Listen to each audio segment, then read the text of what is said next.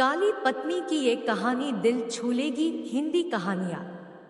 अरे पूजा, एक तो तुम सावली हो, ऊपर से यह काली साड़ी, वो अच्छी दिखेगी क्या तुम्हारे ऊपर?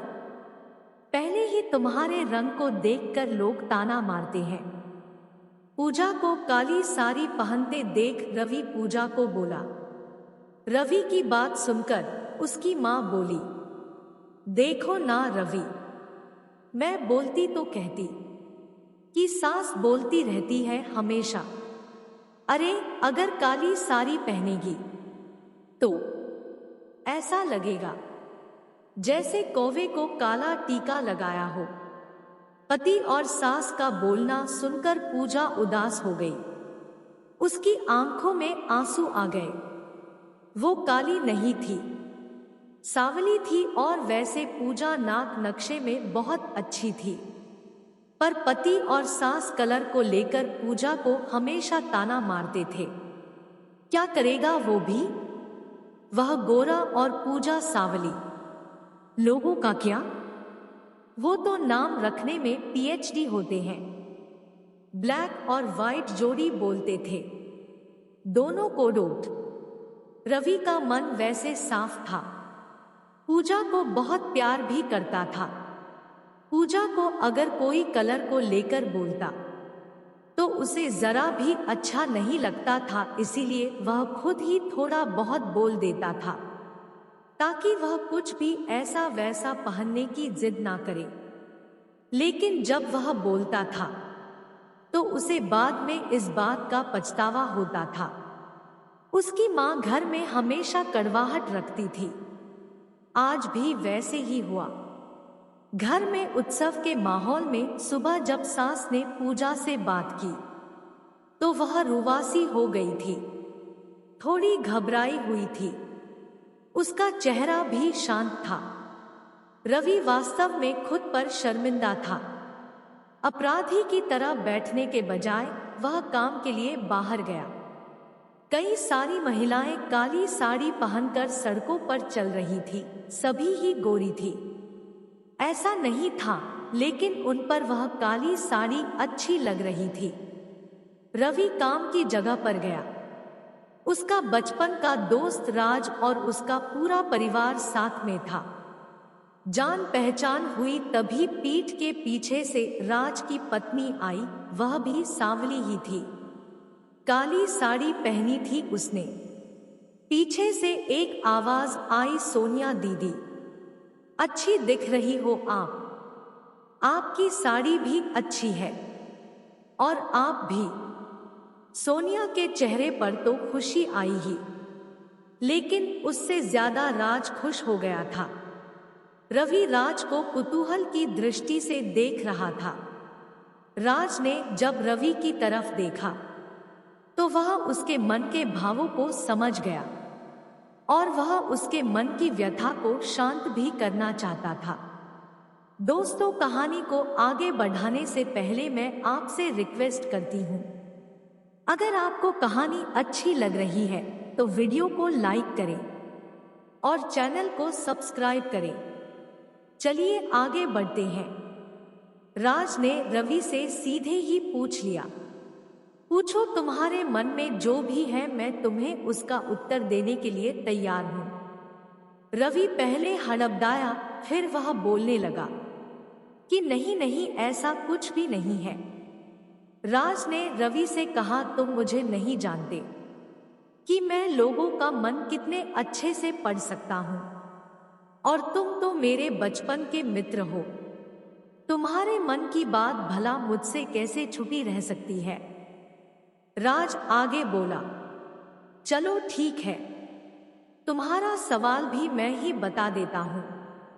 तुम यही सोच रहे हो ना कि मेरी पत्नी जो रंग से काली है और आज उसने काली साड़ी पहन रखी है, फिर भी वह और मैं इतना खुश कैसे? रवि सब कुछ शांति से सुन रहा था और कुछ भी बोल नहीं पा रहा था।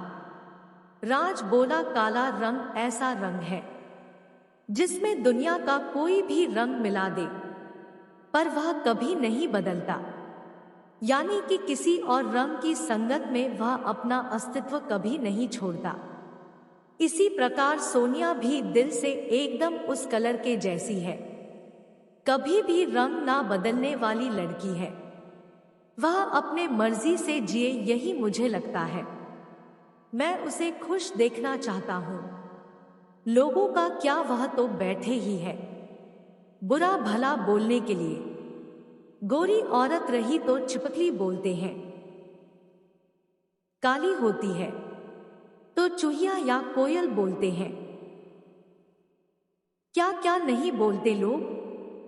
ताना मारने वाले मारते रहे, हमें हमेशा खुश रहना चाहिए। वही मैं अब कर रहा हूं। वो सुबह मुझे बोली, मैं कैसी दिख रही हूं, अच्छी लग रही हो तुम। ऐसा बोलने पर उसके चेहरे पर वह कोलगेट स्माइल देखकर मुझे सकारात्मक ऊर्जा मिली। घर से बाहर निकले तो सभी बोलने लगे कि अच्छी लग रही हो भाभी। हम दोनों ने अच्छे मन से यह बात सोची। हो सकता है कि कोई ना कोई ताना मारने के लिए भी बोला होगा, पर उस वजह से जीने की दिशा क्यों बदले। रवि को उसके घर का सुबह का माहौल याद आया। वह खुद पर ही चिढ़ गया। उसे लगा वो सचमुच में गलत था। मैं ही पूजा को दुख देता हूं, उस वजह से सब उसे बोलते हैं। अब मुझे ही अपनी भूल सुधार कर उससे माफी मांगने होगी। उसने हंसते हुए रवि को अलविदा कहा। अपना काम निपटा कर वह एक साड़ी की दुकान पर गया। पूजा के लिए उसने काले रंग की साड़ी ली और घर गया। घर जाने के बाद पूजा शांत बैठी थी। उसने पूजा को आवाज दी और साड़ी उसके हाथों में दे दी। पूजा को जरा अलग ही लगा। उसने प्रश्नार्थक नजरों से रवि की ओर देखा। उसने बॉक्स खोल कर देखा तो काले रंग की साड़ी थी। पूजा, मैं लाया हूं तुम्हारे लिए। यह साड़ी आज पहन के दिखाओ, कैसी दिखती हो तुम। अच्छी नहीं लगी तो बदल देंगे साड़ी को। पूजा मना करने लगी तो रवि बोल, देखने तो दो कैसी दिखती हो तुम इस रंग में। पूजा को जरा अच्छा लगा। रवि बोला, चलो तैयार हो जाओ जल्दी, हम जरा बाहर जाकर आते हैं। एक क्लाइंट के पास जाना है, उन्होंने बुलाया है जोड़ी में। रवि का बोलना सुनकर पूजा तैयार होने गई। काली साड़ी, उस पर हल्का सा मेकअप और लंबे बालों की चोटी। रवि क्या? रवि की माँ भी पूजा को देखते ही रह गई। बहुत सुंदर लग रही थी वह। रवि और उसकी माँ ने कभी सोचा भी नहीं था कि काली साड़ी में पूजा इतनी सुंदर दिख सकती है। रवि बोला, पूजा सॉरी। अरे लोगों की बातों में आकर मैं तुम्हें हमेशा बुरा भला बोलता रहा, और खरा सौंदर्य किसमें है यह मैं भूल गया था। रंग दो ही है, यह जानकर भी हम जीना छोड़ दे क्या? अपनी खुद की पसंद छोड़ दे क्या? तुम्हें काली रंग की साड़ी पहनना बहुत अच्छा लगता था ना, पर मैं हमेशा तुम्हें टोकता रहा। अब मुझे समझ में आया, किसी भी रंग में रंगते वक्त मन साफ हो तो खूबसूरती निखरती ही है। अब से तुम जैसे चाहती हो वैसे ही जियो। मैं कभी भी तुम्हें नहीं बोलूंगा। और हाँ, आज तुम सचमुच बहुत सुंदर दिख रही हो। तुम्हारे रंग पर अच्छा खिलता है यह काला रंग। पूजा के चेहरे की लाली और भी ज्यादा बढ़ गई थी यह बात सुनकर। शर्मा कर वह रवि को बोली, क्या आप भी?